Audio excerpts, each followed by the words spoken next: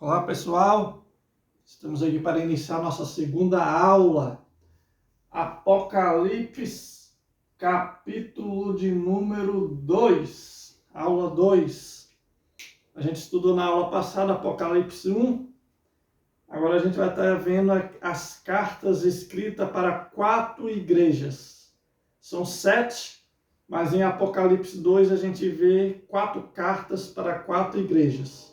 A gente vai estar vendo o conteúdo, tá bom? Que se encontra em Apocalipse, capítulo 2, do versículo 1 ao 7, a igreja de Éfeso. A gente vai estar vendo primeiramente a igreja de Éfeso. Vamos ler na Bíblia Sagrada, Apocalipse, capítulo 2, do versículo 1 ao 7. Escrevo ao anjo da igreja que está em Éfeso. A gente aprendeu que anjo aqui se refere ao pastor. Então, ao pastor da igreja de Éfeso. Isto diz aquele que tem na sua destra as 7 estrelas. Aprendemos também que destra fala aqui de poder. Estrela, igrejas, ou seja, as igrejas estão no comando e na direção de Cristo.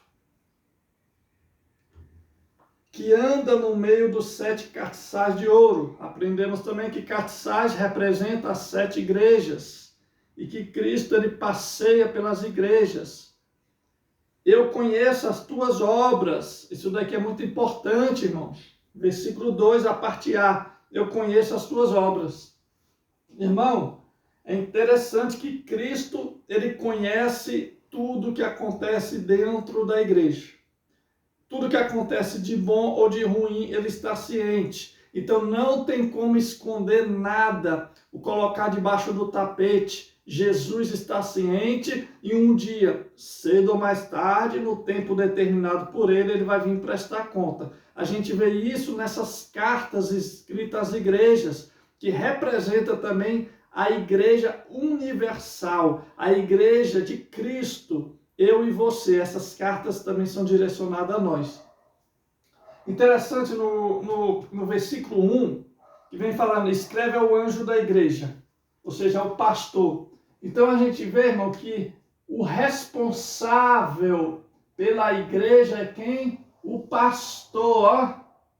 A carta ela foi escrita direcionada ao pastor, porque havia algo pendente na igreja de Éfeso, e Jesus ele manda a carta direcionada não primeiramente aos membros ou obreiros daquela casa, mas sim ao pastor. Então, o primeiro a ser responsabilizado, irmão, é o pastor. Por quê? Porque o pastor foi colocado por Deus como líder daquela igreja. Então, o primeiro puxão de orelha vem para o pastor. Então, o responsável é o pastor, o anjo da igreja, ao qual é chamado em Apocalipse, tá bom?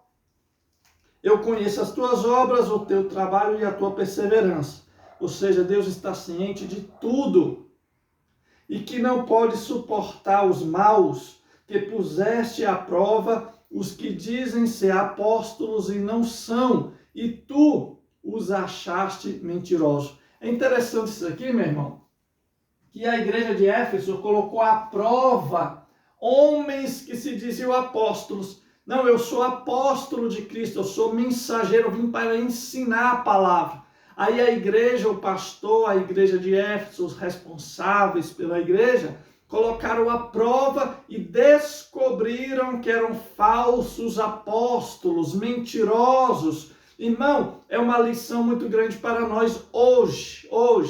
Irmão, é necessário testar, colocar à prova pregadores e cantores que vão ser convidados para a nossa igreja, para pregar, para louvar, para ensinar. Tem que ser testados. Como assim, irmão? Testar, colocar à prova. É necessário ver se a pessoa está com a vida no altar. Essas pessoas, intituladas itinerantes, que prega, que louva em várias igrejas, que tem um ministério itinerante, você não pode confiar em qualquer um. Precisa ver se a pessoa realmente está com a vida no altar. E quem é que vai falar para o pastor da igreja? Quem é que vai mostrar para a igreja se a pessoa é um mentiroso, é um herege, é um falso profeta? Quem é que está na direção da igreja? É Cristo.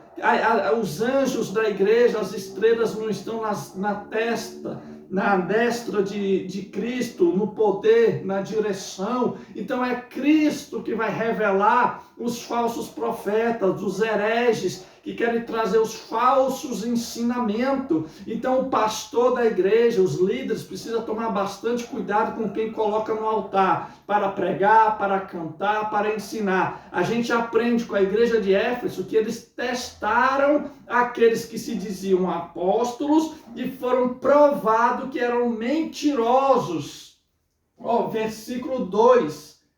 Eu conheço as tuas obras, o teu trabalho, a tua perseverança, e que não pode suportar os maus, que puseste à prova os que dizem a ser apóstolos e não são, e tu os achastes mentirosos. Ou seja, livrou a igreja, meu irmão, de receber um ensinamento falso. Versículo 3. E sofrestes, tem paciência, trabalhaste pelo meu nome e não te cansastes. Olha só, a igreja está sendo elogiada por Jesus. Eu conheço as tuas obras, tu tens sido zelosa, perseverante, paciente, tem passado por aflições, por lutas, por dor, mas foi firme. Jesus está o quê? Trazendo um elogio a Éfeso. Ou seja, há momentos que nós precisamos elogiar. Em Eclesiastes ensina, há tempo para tudo. Então, meu irmão, há um momento que a gente precisa elogiar quem precisa ser elogiado. Mas a gente vai ver na mesma carta a Éfeso que Jesus elogia, vê o lado bom, mas agora a gente vai ver o lado ruim. Versículo 5. Lembra-te, pois, de onde caíste. Opa, a igreja caiu, errou, falhou em algum momento. E Jesus está falando, você precisa lembrar de onde você caíste. Por quê? Porque no versículo fala, tenho, porém, contra ti que deixaste o teu primeiro amor. Tenho contra ti que deixaste o seu primeiro amor. Ou seja, a igreja, ela não deixou de amar Cristo. Não foi que a igreja de Éfeso parou de amar a Cristo. Não, ela amava, mas ela começou a esfriar, a enfraquecer na fé. Por quê? Por causa da sobrecarga, uma sobrecarga que trouxe um esfriamento espiritual para a igreja de Éfeso. Irmão, precisamos tomar cuidado com a sobrecarga. Às vezes a gente pega uma carga desnecessária, a gente acaba se sobrecarregando e a gente começa a esfriar espiritualmente. A Bíblia nos ensina que os discípulos estavam trabalhando sem parar. Jesus falou para o quê? Para os discípulos, para um pouco, descansa e vai se alimentar, vai comer um pouco, para, descansa. Irmão, há momentos que a gente precisa pôr o pé no freio e devagar. Então a gente se sobrecarrega e esfria e começa a perder o que? O primeiro amor. Aquele entusiasmo, aquela perseverança, aquela garra de trabalhar para o Senhor. Então a gente vê, Jesus elogia a igreja, mas também Jesus chama a correção. A gente aprende o que aqui? A gente precisa elogiar, mas não podemos só elogiar, então estraga. A gente precisa também chamar a correção. Mas a gente também não pode ser só severo, chamar a atenção. Precisamos ver se acertou, parabéns. Se errou, tu errou aqui. Elogio, mas também correção. Tenho, porém, contra ti que deixaste o teu primeiro amor. Lembra-te, pois, de onde caíste. É necessário a gente fazer uma reflexão, análise de onde parou, aonde a gente errou. Há um momento que a gente erra. E onde foi? A gente precisa fazer uma análise, uma reflexão. Aonde foi que eu errei? Aonde foi que eu tropecei? E Jesus fala isso para a igreja. Lembra-te, pois, de onde caíste, arrependa-te e pratica as primeiras obras. Pois senão, brevemente a ti virei. E vou tirar do seu lugar o teu castiçal, se não te arrepender. Jesus chama a igreja ao conserto, ao arrependimento. Porque se não houver um arrependimento, ela vai tirar o castiçal do seu lugar. O que é o castiçal? A igreja. Ou seja, a igreja vai perder o quê? A presença do Senhor, o Espírito Santo. A igreja pode fechar as portas, a igreja pode até permanecer com as portas abertas, como tem muitas, mas a presença de Cristo não está. Por quê? Porque não houve arrependimento. A gente vê que a mensagem de Cristo sempre foi o quê? Arrependa-te antes que seja tarde. É necessário. Errou, meu irmão? Se arrependa. Errou? Jesus chama o quê? Ao arrependimento, para que a igreja não venha fechar as portas, para que a igreja não venha perder a presença dele. Versículo 6. Tens, porém, isto, que odeia as obras dos nicolaítas, as quais eu também aborreço. Olha só, quem são os nicolaítas que a igreja de Éfeso aborrecia e que Cristo também aborrecia? Meu irmão, os nicolaítas eram discípulos de Nicolau. Quem foi Nicolau? Foi um dos primeiros diáconos que está lá em Atos dos Apóstolos, capítulo 6, versículo 5. Quando os discípulos ali se reúnem para levantar os primeiros diáconos, Nicolau foi um dos que se levantou, Nicolau de Antioquia.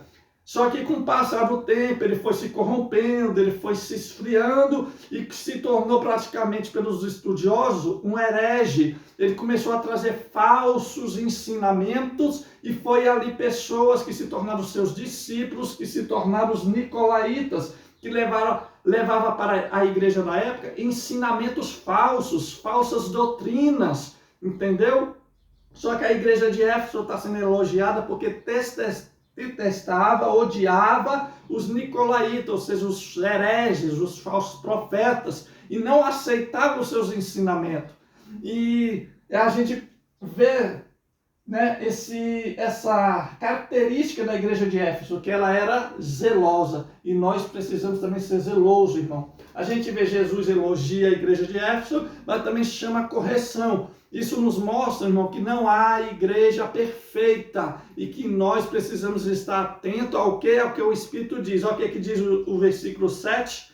Quem tem ouvidos, ouça o que o Espírito diz às igrejas. Meu irmão, precisamos estar com os nossos ouvidos atentos para ouvir o elogio, mas também a correção. E se há, meu irmão, uma correção, é bom. A palavra do Senhor nos ensina que o Senhor corrige a quem ama. Quem tem ouvidos, ouça o que o Espírito diz às igrejas. Ao que vencer, dar-lhe-ei de comer da árvore da vida que está no meio do paraíso de Deus. Interessante isso, que toda a chamada de Cristo para um conserto, quando ele nos chama ao conserto, a se consertar, se posicionar, há uma recompensa, meu irmão. Há uma recompensa para o conserto. Quem se arrepender e se consertar, se posicionar, vai comer da árvore da vida, meu irmão.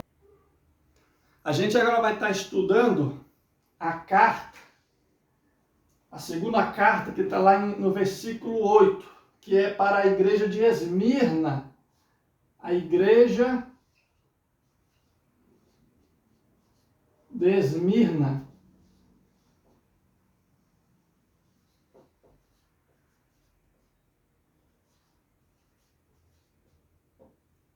A gente vai ver aqui ainda no capítulo 2, a segunda carta, que é direcionada à igreja de Esmirna. A gente vai ver qualidades, erros, o que a gente consegue aprender aqui. Versículo 8. E ao anjo da igreja que está em Esmirna, ao pastor da igreja que está em Esmirna, escreve: isto diz o primeiro e o último, que foi morto e reviveu. Eu conheço as tuas obras, a tua tribulação, tua pobreza, mas tu és rico, e a blasfêmia dos que se dizem judeus e não são, mas são sinagoga de Satanás. Quero parar aqui no versículo 9. Bom, eu conheço as tuas obras, as tuas tribulações, tua pobreza. Aqui, meu irmão, pobreza, a igreja estava sofrendo uma perseguição tão grande que o governo havia pegado as posses, as finanças, os bens materiais que os cristãos da igreja de Esmirna possuíam, ao ponto dessa igreja se tornar pobre financeiramente. Havia perdido seus recursos. Mas é interessante que em meio a essa perseguição que havia, a igreja era pobre financeira. Mas olha o que Jesus fala, ó. Eu conheço as tuas obras, tua tribulação, o seu sofrimento, a perseguição que você sofre. Ou seja, Jesus está ciente de tudo, irmãos. Ele conhece tudo. A tua pobreza, mas tu és rico. Irmão, ela é rica com Deus. A igreja ela pode ser perseguida, a igreja pode ser atribulada, mas se ela estiver na posição, na direção de Deus, ela pode até ser pobre financeiramente, pode não ter recursos, mas com Deus ela é rica. A Bíblia ensina, irmão, que aonde estiver o nosso tesouro, ali estará o nosso coração. Se o nosso tesouro estiver nas coisas materiais, o nosso coração estará preso às coisas materiais. Se o nosso coração estiver no tesouro do céu, no céu, nas coisas do céu, o nosso coração estará preso aonde? No céu. Então a gente vê que o coração dos cristãos da igreja de Esmirna não estava presa na posse financeira que foram tomadas. Era pobre financeiramente, mas ricas com Deus. Havia um tesouro no céu. Ou seja, o coração deles estava onde? No tesouro do céu. E a blasfêmia do que se dizem judeus e não são, mas são sinagoga de Satanás. Ou seja, o povo judeu, os religiosos, que não se converteram, que não cria que Jesus era o Messias, começou a perseguir os cristãos, a primeira igreja, a igreja primitiva. Então, a partir do momento que eles não creem em Cristo e se tornam perseguidores, eles não eram mais considerados por Deus, por Jesus, como judeus. Ou seja, eram perseguidores, eram ímpios, eram homens que se levantaram contra a obra de Cristo. Ou seja, poderia até ser judeu no título, por ter nascido em Israel, mas aos olhos de Deus deixaram de ser filhos de Abraão, e a igreja se tornou filho de Abraão pela fé, como eu e você hoje somos filhos de Abraão pela fé, adotados, filhos adotivos, e falando sobre a sinagoga de Satanás. Aqui, meu irmão, a igreja de Esmirna estava passando uma tribulação muito grande, uma perseguição, porque ela ficava localizada em um local idólatra, em um local onde havia muita idolatria, muitas imagens de idolatria havia naquele local. O paganismo era muito grande naquela época. Por isso fala trono de Satanás, porque era um local de grande idolatria, adoração a outros deuses, deuses pagãos. Então, se havia oferenda a outros deuses, a demônios, então havia ali um peso espiritual muito grande. Por isso fala sinagoga de Satanás, ou trono de Satanás. Versículo 10, nada temas das coisas que há de padecer. Eis que o diabo lançará alguns de vós na prisão, para que sejais tentados, e tereis uma tribulação de 10 dias. Sê fiel até a morte, e receberei a coroa da vida. Esses 10 dias de tribulação não são 10 dias contados nos nossos dias, né? 1 dia, 2 dias, 3 dias, não. 10 dias fala o que? Jesus está falando, ó, vocês estão sendo perseguidos, estão passando por tribulação e ainda vai vir mais tribulação. Vai ter mais perseguição, mais luta. Mas é temporário. Quando fala que esses 10 dias, é temporário. Esses 10 dias que está falando aqui, ó, 10 dias é o quê? Temporário. Passageiro. Ou seja, não vai permanecer por muito tempo.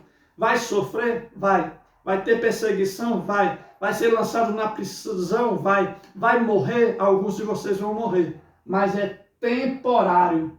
Passageiro. Ou seja, a tribulação que vem sobre a igreja, ela tem um tempo determinado. Vem, mas vai passar.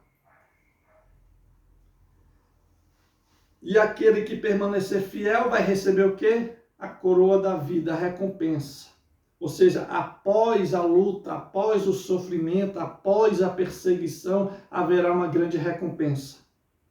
Versículo 11. Quem tem ouvidos, ouça o que o Espírito diz às igrejas, o que vencer não receberá o dano da segunda morte. O dano da segunda morte, irmão, a primeira morte é a morte do corpo físico. Quando esse corpo morre, a alma sai do corpo. Quem morre com Cristo, a sua alma vai para o paraíso. Quem morre vai para o Hades, para o inferno. A segunda morte que a Bíblia aqui fala, que quem permanecer fiel receberá a coroa da vida e não receberá o dano da segunda morte. A segunda morte é a pessoa que morre sem Cristo, a sua alma é lançada no inferno. Por quê? Porque no juízo final ela já está condenada, só vai receber a sentença, a sua alma será lançada no lago de fogo e enxofre, ou seja, não há mais chance para ela. Ou seja, a segunda morte aqui é a condenação eterna. Agora a gente vai estar estudando a terceira carta, que é para a igreja de Pérgamo. Igreja de Pérgamo.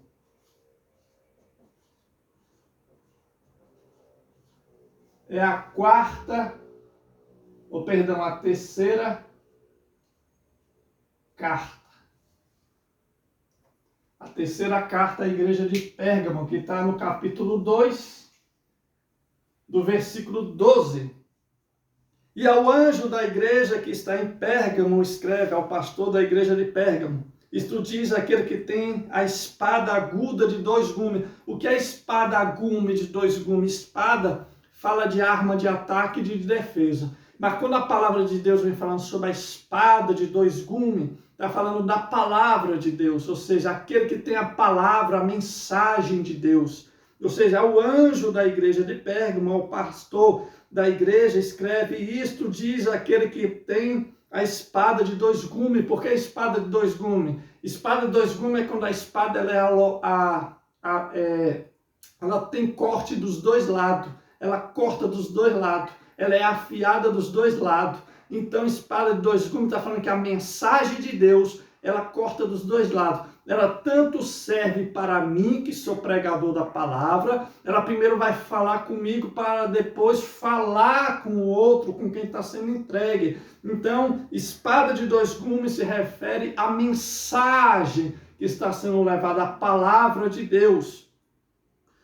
Versículo 13: conheça as tuas obras, em onde habitas, que é onde está o trono de Satanás, mas retens o meu nome e não negaste a minha fé. Ainda nos dias de Antipas, minha fiel testemunha, que foi morto entre vós, onde Satanás habita.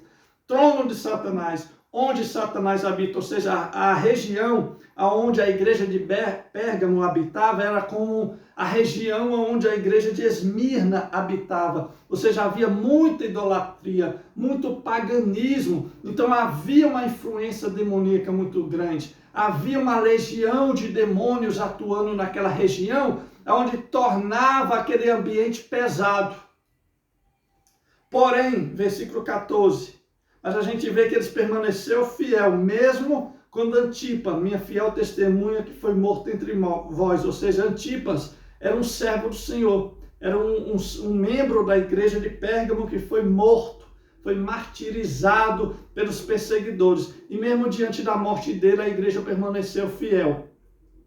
Versículo 14, porém, uma pouca coisa tenho contra ti. Ou seja, era uma igreja fiel, mas havia ali algo que incomodava o Senhor. Olha só o versículo 14, porém, umas poucas coisas tenho contra ti, porque tens lá os que seguem a doutrina de Balaão, o qual ensinava Balaque a lançar tropeço diante dos filhos de Israel, para que comesse do sacrifício da idolatria e se prostituíssem. Assim, tens também os que seguem a doutrina dos nicolaítas, os que eu aborreço. Olha só, versículo 14 e versículo 15. Quem era Balaão? Balaão foi um camarada, um profeta, que foi contratado pelo rei Baraque para lançar maldição sobre Israel.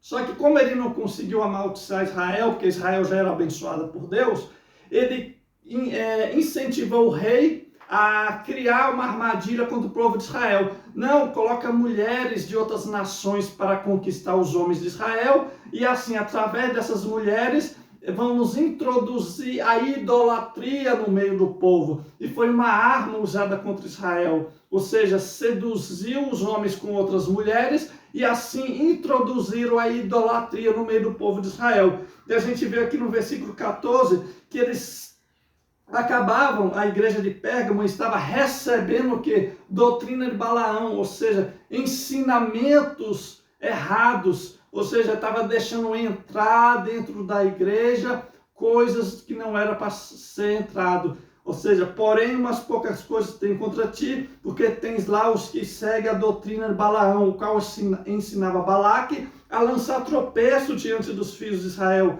para que comesse dos sacrifícios da idolatria e se prostituísse. E não havia que entrado na igreja de Pérgamo idolatria e prostituição. Irmão, no nosso meio não é diferente. Quantas idolatrias no meio evangélico? Prostituições no meio evangélico. E nós precisamos ser vigilantes a isso. Então, era o erro da igreja de Pérgamo. Permitiu que a prostituição e a idolatria entrar. No nosso meio não é diferente. Se a gente parar para analisar, infelizmente a igreja evangélica tem se tornado uma igreja idólatra. Tem idolatrado o pregador, tem idolatrado o cantor, tem idolatrado o pastor, tem idolatrado o irmão fulano, o irmão ciclano. Idolatria. Assim tem também os que seguem a doutrina dos nicolaítas, que eu aborreço. Qual era a doutrina dos nicolaítas? Não tem nada a ver. Tudo pode. Irmão, esse negócio tudo tem nada a ver, tudo pode, meu irmão, toma cuidado. Era a doutrina deles, eles queriam amenizar as doutrinas bíblicas, a doutrina, a palavra do Senhor, que, por exemplo, vamos trazer para os nossos dias, não tem nada a ver você tomar um copo de vinho, não tem nada a ver, meu irmão, você fazer um jogo, não tem nada a ver, se não tem nada a ver, era a doutrina dos nicolaítas. Não, pode fazer, não é errado. Pode fazer, não é pecado. E nós precisamos tomar cuidado, porque tem sido introduzidas na igreja do nosso tempo a mesma doutrina de Balaão, a mesma doutrina dos nicolaítas que foi introduzido, prostituição, idolatria, não tem nada a ver. Ou seja, o que era pecado antes, já não é pecado hoje. Uai, Deus mudou? Antes era pecado e hoje não é. Deus não muda. A lei de Deus não muda para agradar o homem. Se o homem quer servir a Deus, é do jeito de Deus. Versículo 16. Arrependa-te, pois, quando não em breve virei a ti, e contra eles batalharei com a espada da minha boca. Olha só, quem vai batalhar contra os nicolaítas, contra os falsos profetas, contra os hereges, é quem? O próprio Deus com a sua palavra, o próprio Cristo. Irmão, quem batalha pela igreja é Cristo. A igreja ela só precisa se arrepender, se posicionar. A batalha é do Senhor, Ele é o Senhor dos exércitos.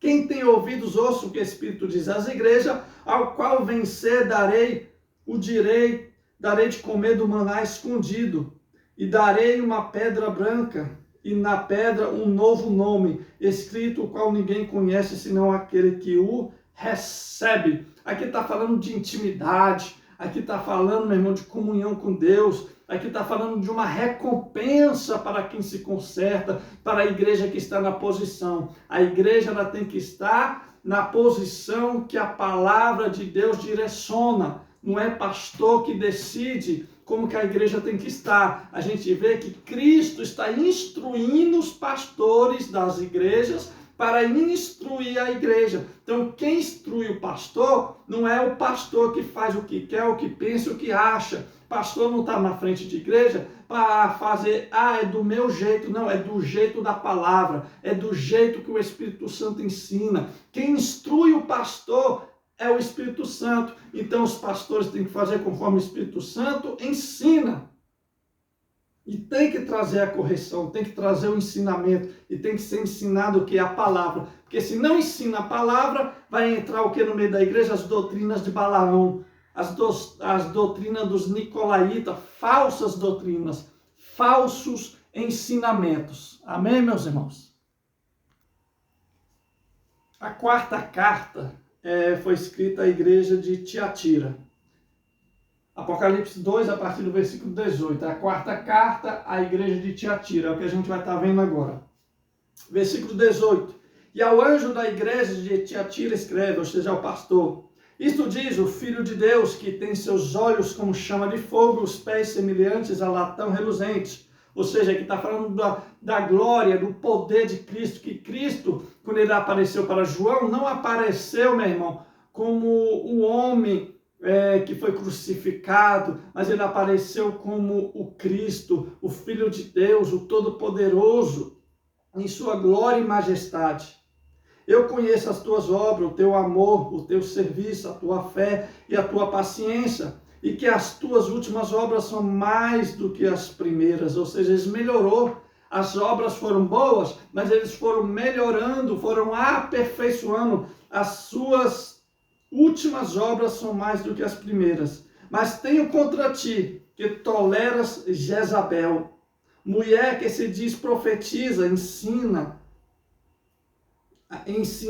e enganar os meus servos para que se prostituam e comam dos sacrifícios de idolatria. Aqui está falando do espírito de Jezabel, não da própria Jezabel, mulher de Acabe, mas sim o espírito de Jezabel, o espírito de idolatria, o espírito de prostituição, de imoralidade que tem atuado no meio da igreja, irmãos. Então há esse espírito de Jezabel, espírito de Balaão, espírito dos nicolaítas, ou seja, são espíritos malignos que entram dentro da igreja e começam a trazer idolatria, imoralidade sexual, prostituição. E é isso que Jesus está trazendo nessas quatro primeiras cartas, que espíritos malignos têm entrado, têm atuado, têm trabalhado e têm conduzido o povo ao erro. E é isso que nós precisamos tomar cuidado no nosso meio. Espíritos malignos têm entrado e têm trago em nosso meio. É isso que está sendo ensinado. Prostituição e idolatria. Meu irmão, isso daqui, a prostituição e idolatria tem atuado muito grande no meio evangélico. Quando fala de Jezabel, dos nicolaítas e de Balaão, está falando de espíritos malignos, demônios que atuam e trabalham nesta área. Prostituição, adultério, mentira, heresia. Tá bom? Versículo 21. E dele tempo para que se arrependesse da sua fornicação, ou seja, imoralidade sexual, mas não se arrependeu. Ou seja, Jesus deu tempo. Eu dei um tempo, mas vocês não se arrependeu. Ou seja, aqui ensina, irmão, que há um tempo.